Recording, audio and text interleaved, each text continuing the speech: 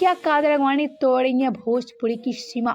क्या कादर अगवानी खत्म करने के कगार पे आ चुकी है भोजपुरी इंडस्ट्री को?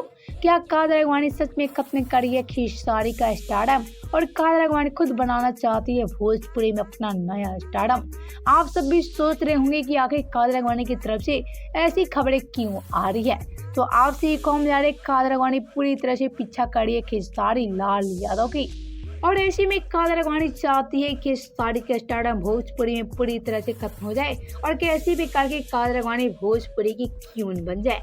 यहाँ कादर अगवानी खेसारी के पीछा पूरी तरह से कर रही हैं और कादर अगवानी खेसारी को फ्लॉप करने की फिराक में भी लग चुकी हैं।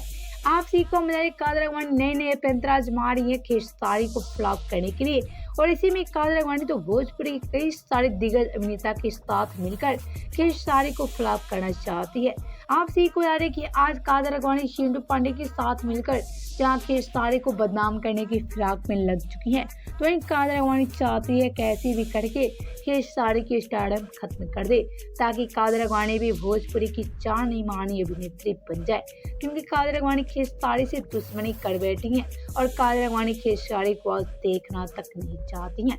वह तो ये सारी वजह है जो आज कादर अगवानी भोजपुरी की सीमा लांघ रही हैं और इसी में कादर अगवानी भोजपुरी में खेसारी के स्टारडम को खत्म कर देना चाहती हैं।